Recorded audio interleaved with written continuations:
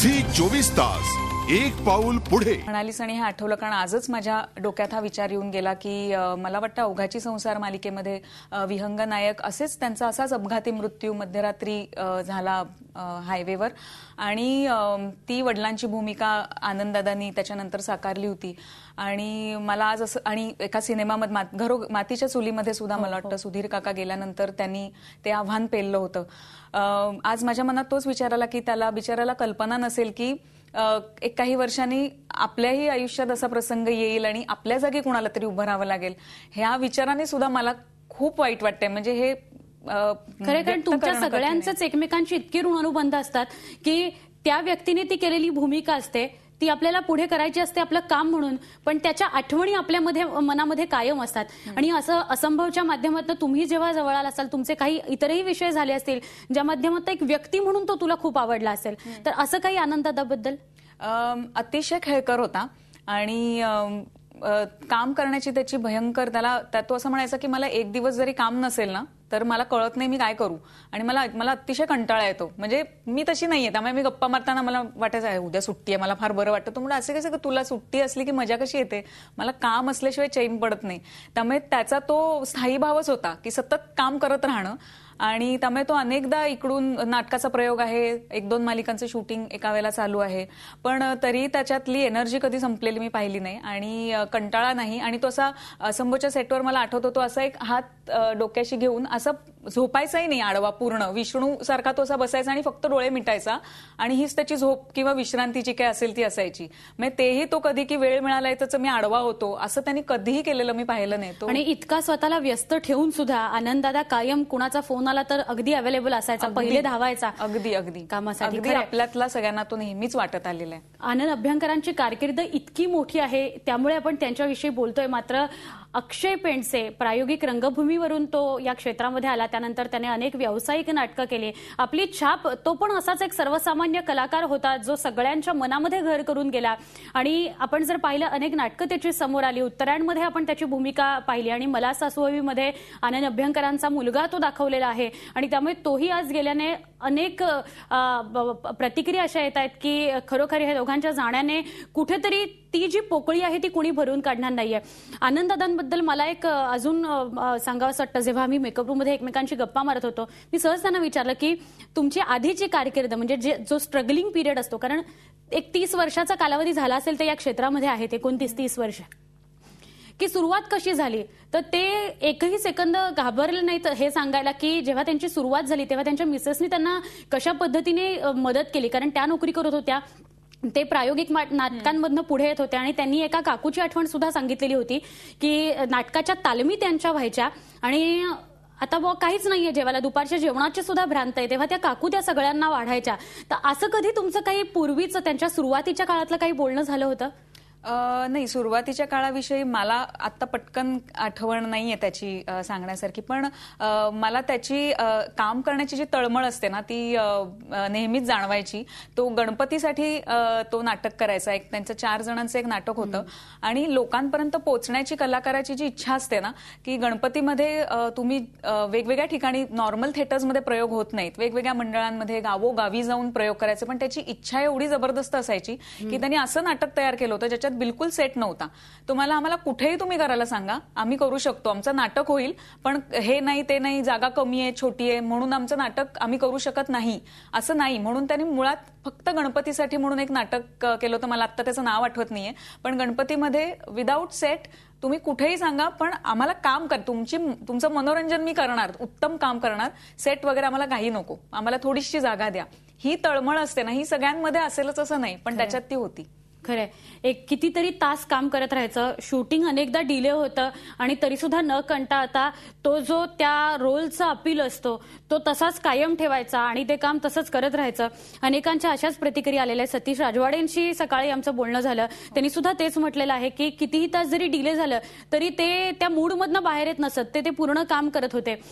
खरं तर असे कलाकार जन्माला येणं हे खूप कौतुकास्पद आहे। आपण त्यांच्या सिरियल्स पाहू शकणं त्यांची नाटकं पाहू शकणं त्यांना अशा अभिनयातनं पाहू शकणं हे खूप कौतुकास्पद आहे. शहरी भागांमध्ये सिरियल्सच्या माध्यमातून, मालिकांच्या माध्यमातून म्हणूया किंवा आपण सिनेमांच्या माध्यमातून तुम्ही सगळे पोहोचत असता आमच्यापर्यंत. पण आनंददादांबद्दल एक आठवण अशी की गोंदवलेकर महाराज जो त्यांनी वठवलेला होता तो इतका अपिलिंग होता की ते ग्रामीण भागात सुद्धा प्रत्येकाच्या घरोघरी पोहोचले. गोंदवलेकर महाराज ज्यांना माहिती आहेत गोंदवल्याचे, त्या सगळ्यांच्या घरापर्यंत ते पोहोचवलं त्यांना. तर अशी काही आठवण तुम्ही संभवच्या वेळेला कोणी आलं असेल भेटायला, एखादा फॅन आला असेल आणि त्याची एखादी आठवण अशी तुला काही आठवते? फॅन्स म्हणजे असंभवमध्ये त्याचं म्हणजे दीनानाथ शास्त्री आजोबांची भूमिका लोकांना प्रचंड आवडलेली होती. आणि मी मगाशी म्हटलं तसं त्याला झी गौरव प्रेक्षकांचं अवॉर्ड असतं ते त्याने सलग 3 वर्ष जिंकणारा तो एकटाच होता आमच्या टीम मधला.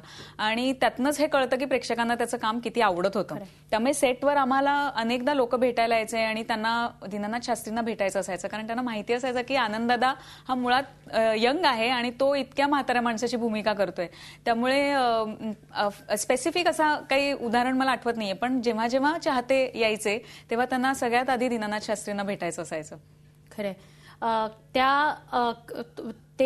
ती जी भूमिका आहे ती कशी लोकांपर्यंत पोहोचते हे त्यांच्या प्रतिक्रियांमधनं कळत असतं. आणि असे शास्त्री आजोबा हे सगळ्यांपर्यंत पोहोचलेले होते. आनंददादा, आनंद अभ्यंकर सगळ्यांपर्यंत पोहोचलेले होते आणि सगळ्यांच्या मनात त्यांनी घर केलेलं होतं. नीलम शिर्के अभिनेत्री, निर्माती, ज्यांनी काही वेळापूर्वी आम्हाला प्रतिक्रिया दिली आनंददादांबद्दल, त्यांनी आपल्या भावना व्यक्त केल्या.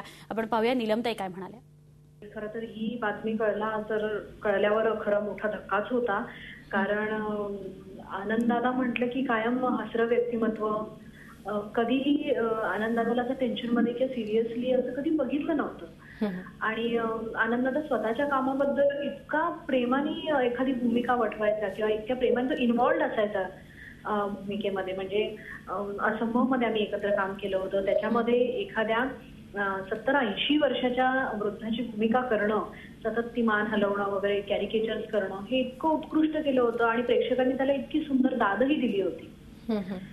आनंददादाच्या स्वभावाप्रमाणे त्याला ना कधी असं शांत बसून राहिलेलं कधी बघितलेलं नाही. तो कायम काही ना काहीतरी कामाच्या गोष्टी किंवा कायम शेड्युलिंग, कायम नवीन काहीतरी प्रोजेक्ट असं ह्याच्यामध्ये कायम बिझी असायचा. इव्हन अक्षयची न्यूज म्हणजे काय, अक्षय माझ्या प्रोडक्शनमध्ये स्वतः काम करतो, लीड करतो आणि त्याला बेस्ट ऍक्टरचा अवॉर्ड मिळाला त्याच्यामध्ये. मला म्हणाला होता, नीलम तू पहिली माझी निर्माती अशी आहे की जिने मला लीड म्हणून चान्स दिला आणि मला बेस्ट ऍक्टरचा अवॉर्ड, पहिलं माझ्या आयुष्यातला अवॉर्ड आहे हे बेस्ट ऍक्टरचं. आणि म्हणून आम्ही पुढची सिरियल पण एकत्र करत होतो. आणि अचानक अक्षयचं हे सगळं ऐकल्यावर मला तर खूपच मोठा धक्का बसला. अक्षय वयानेही लहान आणि खूप चांगला अभिनेता. 48 वर्षांचे आनंद अभ्यंकर आणि साधारण 35चा अक्षय पेंडसे हे दोघंही आपल्याला सोडून गेलेले आहेत. त्यांच्या आठवणी आपल्याला त्यांच्या कलाकृतींच्या माध्यमातून आपल्यापर्यंत पोहोचलेल्या आहेत आणि त्यांच्या आठवणी फक्त आपल्यापर्यंत राहिलेल्या आहेत. आणि हे सगळे म्हणजे शर्वरी काय किंवा असे सगळे कलाकार हे तर कायम त्यांच्याबरोबर राहिलेले किंवा त्यांच्याबरोबर भूमिका केलेले, एक वेगळं नातं त्या माध्यमातून त्यांचं निर्माण झालेलं. मात्र आता फक्त आठवणी उरलेल्या आहेत आणि त्याचविषयी आपण बोलतो आहोत.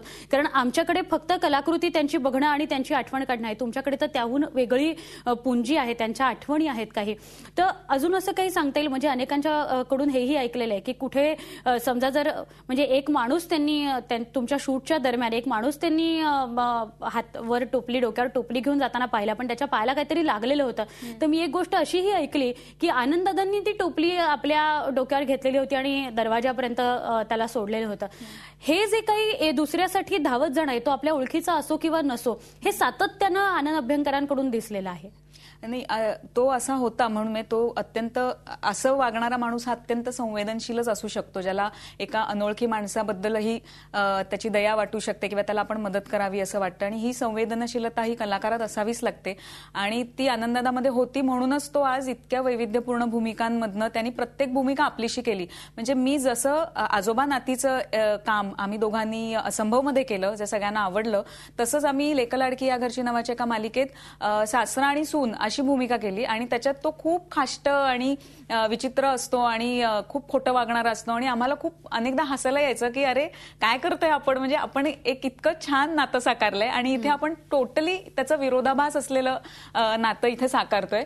पण त्याचं एक कलाकार म्हणून मी असं म्हणेन की कलाकाराचं जे टेम्परामेंट असतं की तुम्हालाच आवडतील अशा भूमिका प्रत्येक वेळी मिळत नाहीत, पण जी भूमिका येईल ती मन लावून करायची, हे मुळात कलाकारात असावं लागतं आणि ते आनंदामध्ये होतं. अतिशय सकारात्मक असं झी 24 तास एक पाऊल पुढे.